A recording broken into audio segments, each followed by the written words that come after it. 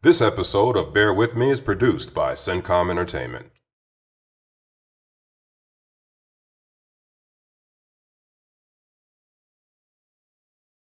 What's up? Thanks for bearing with me. I am Herb Howard. The 0-1 Chicago Bears have moved on from their disappointing season-opening defeat to the Green Bay Packers and have now turned their attention to the Denver Broncos in Week 2, where they will square off against last year's defensive coordinator Vic Fangio, who is now the Broncos head coach.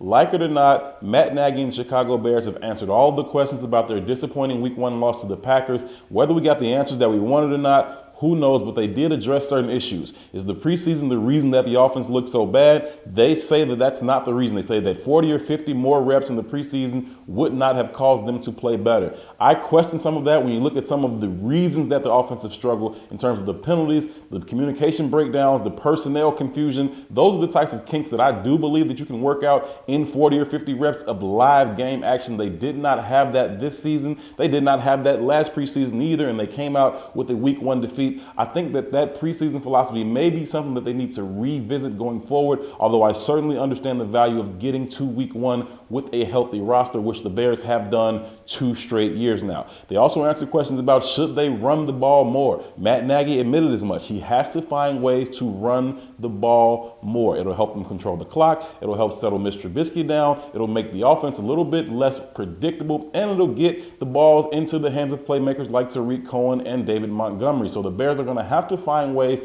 to run the ball more. Why did they choose not to kick the 51-yard field goal? And with about 4 minutes left in the third quarter of a 4-point game, Matt Nagy gave a couple of different explanations. He said, one, it was beyond the number. He gets a number from special teams coordinator Chris Tabor that says, this is where we're comfortable with Eddie Pinheiro kicking going this direction. This is the distance that we're comfortable with him kicking going this direction. Going into the south end zone, which they were in the third quarter, Matt Nagy said that 51 yards was simply beyond the number. He also gave an explanation that hitting that field goal would not have given the Bears the lead. At the time, the score was 7-3. That would have made it 7-6. He said it just wasn't enough of a benefit for them to kick the field goal as opposed to going for it on 4th and 10. Now, I will say that if they kick the field goal there and they make it a 1-point game, then going into that last drive, ultimately ended in an interception in the end zone by Adrian Amos.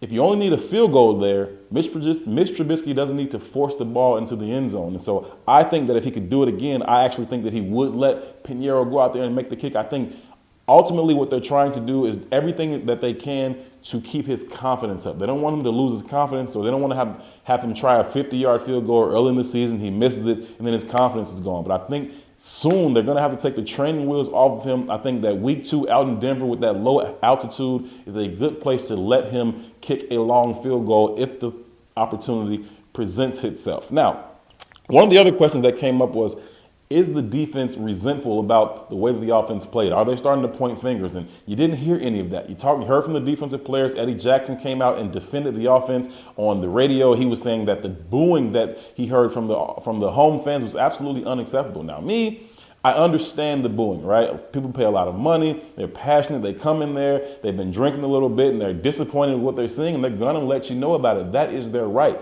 Now, to Eddie Jackson's point, it doesn't help, right? Booing is not going to help Mitch Trubisky play better. It's certainly not going to help the offense get on rhythm. And so I understand what Eddie Jackson was saying, but more importantly, I appreciate the fact that the defense was not pointing fingers. You can't have the locker room start to be splintered offensively and defensively at that point. That's something that I talked about a little bit last week in terms of Matt Nagy using such divisive language in terms of them and they and us and we when he's talking about the offense versus the defense.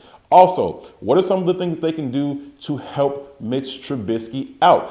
Can they help him with the play calling? Can they help him? Can the offensive line needs to play better, certainly, in terms of pass protection, but also getting the running game involved? All of these things will help Mitch Trubisky play better. Those were the questions that everybody had coming out of the Green Bay Packers game, and Matt Nagy and the Bears answered each and every one of those questions, whether they gave you the answer you liked or not. Here are the things that we know. The Bears are 0-1.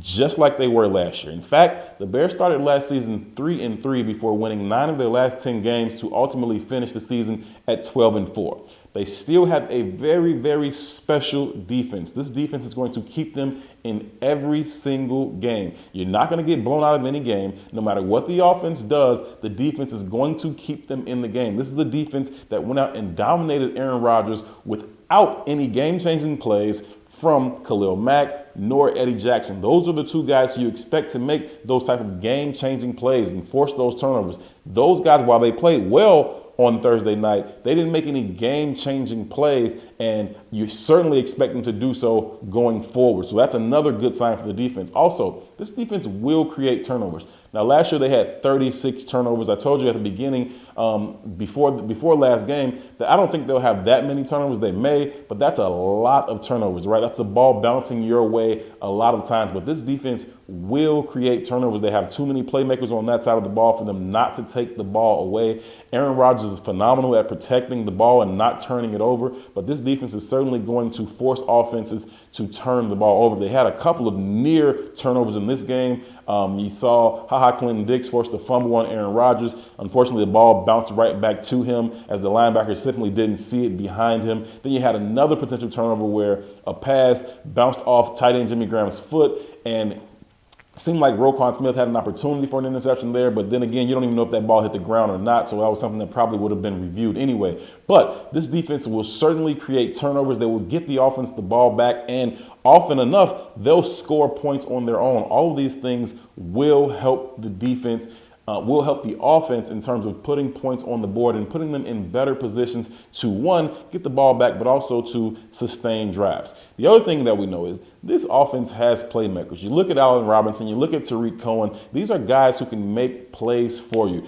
David Montgomery seems as advertised. He made a lot of people miss in the few opportunities that he had. I think he had 6 carries and another catch last week against the Packers, and he looked good when he had the opportunity. So you expect him to get more opportunities going forward. But Taylor Gabriel is a guy you expect to make plays with his speed. Anthony Miller's coming back from an injury. He missed a lot of time in the offseason, didn't get a chance to practice as much as all the other starters until they brought him along slowly. I think he may have only had 15 or 16 snaps against the Green Bay Packers. That will certainly increase. He was only targeted for 1 pass. He's a guy I expect to make a lot of plays for the Bears this year. So there are playmakers on this offense. Same thing with Trey Burton. He's going to come back. He's been injured, but he's a guy that when he's in there, he's a difference maker for you. He's a mismatch problem for the defense. So there are playmakers on this offense. You just got to get the ball in their hands, and if you can do that, then these guys will make plays for you. Another good thing was there were a lot of near misses in that Green Bay Packers game, right? We didn't put up a lot of points. Obviously, we only scored 3, but there were opportunities to make big plays and to put some points on the board, but the Bears just barely missed. You think about the pass to Allen Robinson down the sideline where he makes the great catch near the goal line, but just can't come down inbounds as Tramon Williams pushed him out of bounds and made a great play defensively to push him out of bounds to make sure that he couldn't complete that catch inbounds. You saw a similar play with Taylor Gabriel down the sideline where he goes up, makes the catch, can't get that second foot down. And then there was a wheel route on that last drive before the interception where running back Mike Davis had a step on the defender, and a good throw will put him in a position to really make a big play there as well. Unfortunately, Mr. Trubisky was hit on the throw and it was a little bit off target. So there were some opportunities there for some plays to be made, and there were near misses. If a couple of those plays go the Bears' way, those things are going to lead to points, and you're looking at a completely different game. Again, this defense is going to keep you in every single game. So it's not like you got to go out there and put up 28, 34 points. You don't have to really do that. You're talking about really trying to get to 17, 20, 21 points, and you feel pretty good about your chances with this defense having 17 or 20 points, especially if you can get that lead early, because then they can start bringing their pressures and taking chances on throwing balls, and you'll start to see some of those turnovers that we were talking about earlier. So if the Bears can convert some of those close calls into actually big plays or points on the board, that will go a long way towards supporting our defense. One thing we need to ask, can Matt Nagy swallow his pride and play complementary football? We understand that he has a special defense, but coaches, they're supremely confident. He's an offensive guy. He wants his offense to go out there and perform well. He wants to put points on the board, but he has to understand what his formula is to win. Lean on that great defense. They're going to have you in every single game. They're going to make plays. All the offense has to do is not turn the ball over, control the clock, and help the defense get a little bit rest when they need it by running the ball. You're looking to get 17 to 20 points. You don't have to go out there and score 40. So you don't have to throw the ball 40, 50 times a game. That's not what you want. That is not this team's formula for success. Play ball control offense, support that defense, and take the points when they are there. And that means if there's a field goal there for you, you take that field goal. You don't pass up those points, because anything that you can do to help this defense is going to go a long way towards you winning the game. So 3 points